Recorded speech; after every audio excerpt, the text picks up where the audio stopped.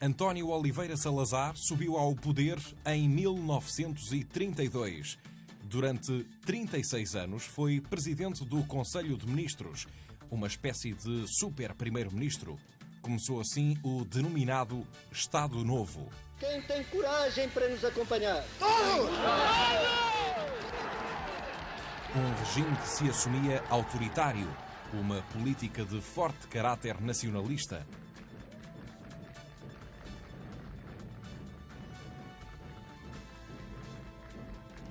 Foram extintos os diversos partidos e criada a União Nacional, a única organização a que era permitida atividade política. Salazar defendia um país em que se ouvisse uma única voz de comando, a sua. A estabilidade em Portugal era um fator indispensável para o antigo regime. Quem se opusesse ao Estado Novo era considerado inimigo da nação. Sempre que necessário, as vozes discordantes acabavam abafadas pela força. Uma questão de legítima defesa da pátria, segundo Salazar. Oliveira Salazar criou mesmo alguns métodos para controlar os opositores do Estado Novo. A censura, por exemplo, atuava junto dos órgãos de comunicação social. Quase tudo o que era dito na rádio, nos jornais e mais tarde na televisão era previamente lido pelos censores. Pessoas que tinham como função evitar que fosse dito tudo o que contrariasse a política do governo. Culturais. A famosa PIDE tinha também um papel importante para a ditadura salazarista. A Polícia Internacional e de Defesa do Estado, um órgão que prendia e chegava mesmo a torturar aqueles que ousassem manifestar-se contra as opções do governo. Salazar criou o Estatuto do Trabalhador Nacional. Os operários passaram a ter direito à segurança social, começaram a gozar de um dia de folga por semana e as férias passaram a ser pagas. Salazar implantou em Portugal o corporativismo, um sistema político em que as corporações profissionais eram a base da sociedade, uma espécie de associações sindicais que englobavam patrões e empregados. Uma forma do Estado controlar e fiscalizar as atividades profissionais. O Estado Novo enfrentou uma fase muito difícil do século XX, a Guerra Civil Espanhola, que terminou em 1939, e a Segunda Guerra Mundial entre 1939 e 1945. Este foi o conflito mais sangrento da história da humanidade. Fez cerca de 45 milhões de mortos. As colónias portuguesas espalhadas pelo mundo eram um motivo de orgulho nacional, uma demonstração da força e da dimensão do país, segundo Salazar. Angola, Guiné, Moçambique e as restantes províncias ultramarinas elevavam Portugal ao estatuto de império. Mas em 1961 começou o fim do Império Colonial Português. Aos poucos e poucos foram-se multiplicando as manifestações a favor da independência. A agitação social nas colónias portuguesas em África fez com que Salazar enviasse milhares de militares para as províncias ultramarinas. Assim começou a Guerra Colonial, um conflito que se estendeu durante mais de uma década. Em 1968, Salazar deixou a presidência do Conselho de Ministros. Uma simples cadeira de praia terá abalado a força do antigo regime. A cadeira estava mal assente no chão. Salazar caiu, bateu com a cabeça numa pedra, teve de ser operado e nunca mais recuperou do acidente. Foi substituído por Marcelo Caetano, um ex-ministro do governo salazarista. Em tempo de guerra, havia falta de oficiais nas Forças Armadas, mas a polémica surgiu devido à forma como era feita a admissão nos quadros dos novos militares.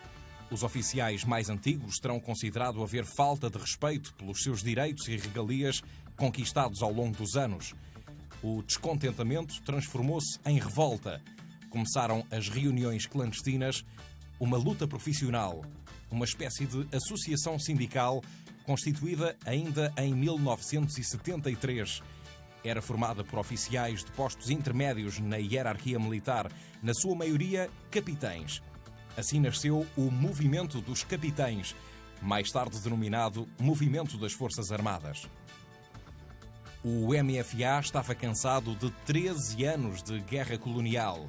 Consideravam que o Estado Novo era mal aceito pela população e que havia abuso de poder. A função das Forças Armadas de defesa do país e da liberdade dos cidadãos justificava para o MFA o derrube do governo. Ao longo de 7 meses, prepararam um golpe de Estado em Portugal. Houve uma tentativa falhada no dia 16 de março de 1974, mas o MFA voltou à carga cerca de um mês mais tarde. Grândola, Vila Morena, terra da fraternidade. O povo é quem mais ordena dentro de ti, ó cidade. Grândola, Vila Morena, terra da fraternidade. No dia 25 de abril, exatamente uma quinta-feira, colunas militares saíram de vários quartéis e tomaram posições estratégicas no país. Eram objetivos do MFA democratizar, descolonizar e desenvolver. Foram importantes para o movimento das Forças Armadas Otelo Saraiva de Carvalho, Vítor Alves, Costa Gomes, António de Spínola e, claro, Salgueiro Maia. O capitão levou as suas tropas para o Largo do Carmo. Foi neste local que Marcelo Caetano se refugiou e se deu por vencido. Demitiu-se assim de presidente do Conselho de Ministros, um cargo que ocupava há 6 anos. O presidente da República, o almirante Américo Tomás, rendeu-se algumas horas mais tarde. O poder foi entregue ao general António de Spínola. Nos dias seguintes foram extintos diversos órgãos do antigo regime. É o caso da PIDE, na altura já denominada Direção-Geral de Segurança. Os presos políticos foram libertados e a censura eliminada.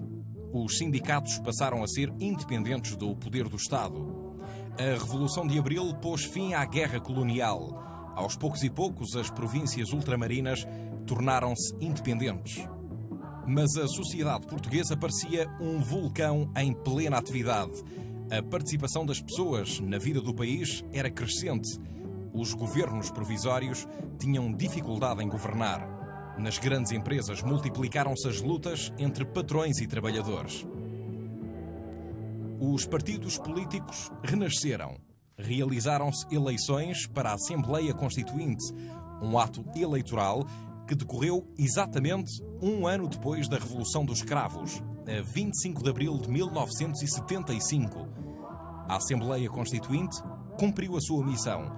Aprovou a nova Constituição da República Portuguesa em 1976. Este documento garante a liberdade individual e estabelece uma nova organização política em Portugal, uma democracia parlamentar. Os cidadãos elegem os seus representantes para a Assembleia da República.